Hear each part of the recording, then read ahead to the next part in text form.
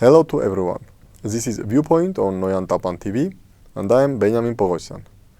This time we will discuss the differences between different versions of peace agreements. American version, Russian version, European version. Interestingly, in previous weeks, the Armenian society, both in Armenia and diaspora, peacefully debating the issue what peace agreement Armenia should sign. There are several cliches: Washington version, American version, European version, Russian version.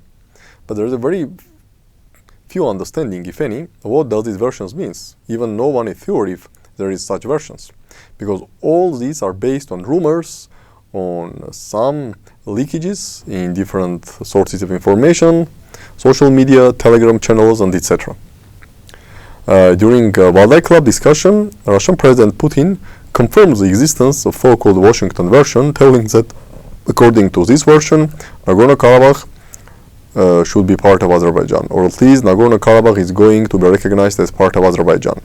However, before going into this debate, what version of peace agreement Armenia should sign, I believe it will be better to understand what Armenia needs and what Nagorno-Karabakh needs, because at the end of the day, the name of the peace agreement is not very much important. The content is much more important. And from this perspective, in general, there are two options. Option number one: Armenia accepts that due to its loss of military campaign of 2020, and I don't use the term lose of war because war started at least in 1991 and never ended, but were several military campaigns. Armenia won the first military campaign, 1992-1994. Then there was a relative calm situation. Then starting from 2014, escalation started. We had 4-day war or 4-day military campaign. But in any case, so according to first option, Armenia lost the military campaign of 2020, which means that Armenia should accept anything which Azerbaijan offers. Why? Because Armenia still is weak, and if Armenia rejects Azerbaijani versions of any document, Azerbaijan will start another large-scale war. We will lose more territories, we will have more casualties, and at the end of the day, we'll sign the same document. And conventional wisdom goes, okay, if at the end of the day, Armenia will be forced to sign what Azerbaijan offers, why sign it after war, after more casualties, and after losing more territories? This is one option, and according to these options, okay, if Azerbaijan wants Nagorno-Karabakh, let's give Nagorno-Karabakh to Azerbaijan, and let's hope, again, no guarantees, let's hope that Azerbaijan and Turkey will be satisfied by Nagorno-Karabakh, and they will not demand more from Armenia. It could be part of Syunik, part of Vayozor, part of Gelarkunik, entire Syunik, no one knows. But there is a hope that, okay, maybe after digesting entire Nagorno-Karabakh, Azerbaijan and Turkey will be satisfied. And maybe, if even they will not be satisfied, the democratic world, under the banner of the United States, will not allow Turkey and Azerbaijan to demand something more from Armenia.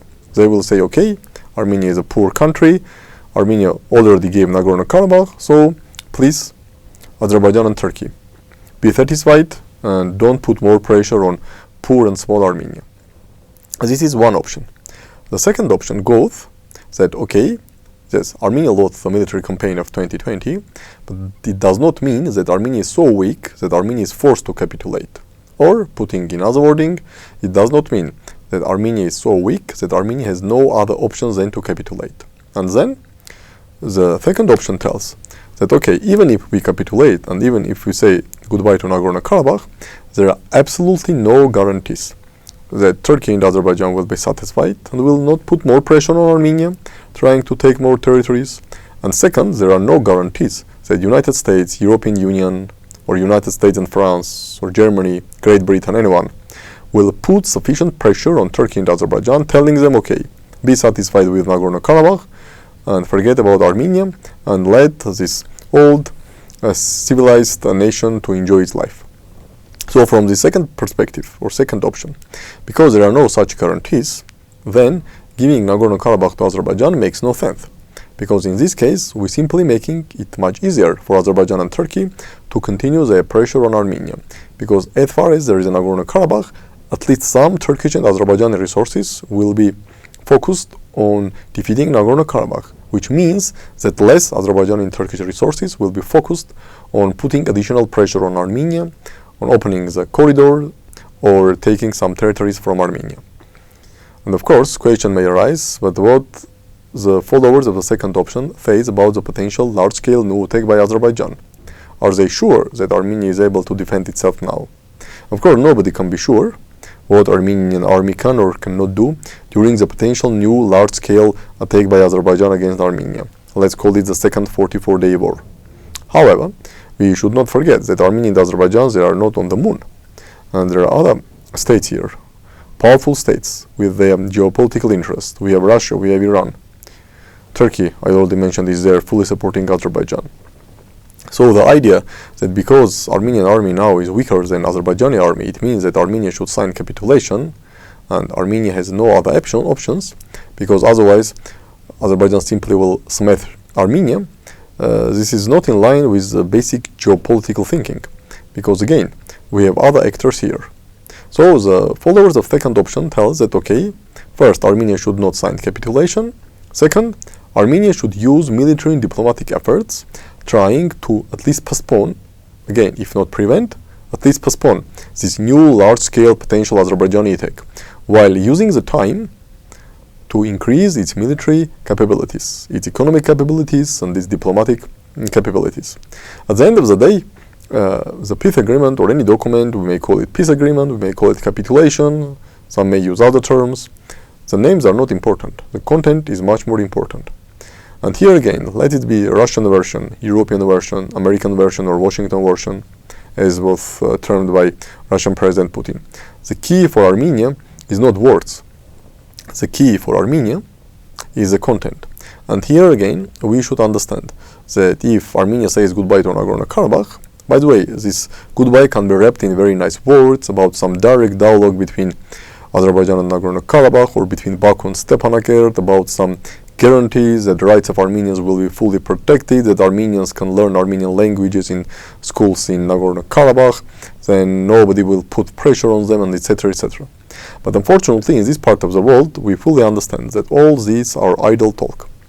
In reality, everyone, or almost everyone, has a clear understanding that if Armenia says goodbye to Nagorno-Karabakh, and if Armenia accepts Nagorno-Karabakh as a part of Azerbaijan, very quickly, almost the entire population of Nagorno-Karabakh will leave. And this understand Azerbaijanis, Armenians, Russians, Americans, Europeans. Yes, few may stay in Nagorno-Karabakh because they have no place to go, they have no financial resources to go, but it does not mean nothing. It will be the end of Nagorno-Karabakh. And unfortunately, the Nagorno-Karabakh will continue the same path as Nakhichevan. And we all know that in early 1920s, when Nakhichevan was just put under the jurisdiction of Soviet Azerbaijan, Nakhichevan has quite strong Armenian population. While unfortunately, in early 1988, just before the start of the Karabakh movement, there were 0 Armenians in Nakhichevan. And from Azerbaijani perspective, let it be clear. The ideal solution is no Armenians in Nagorno-Karabakh. No person, no problem. No people, no problem. And from Azerbaijani perspective, no problem in Nakhichevan. Why? Because there are no Armenians. So, if you don't want to have problems in Nagorno-Karabakh, neither now nor in the future, you should do everything to have no Armenians in Nagorno-Karabakh. And of course, if Nagorno-Karabakh is part of Azerbaijan, without any status, without anything, its task will be very easy.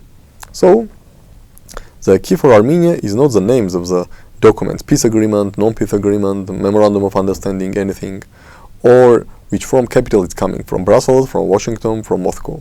The key is the content, and here we should be very careful not to make strategic blunders. Thank you, and we will meet soon.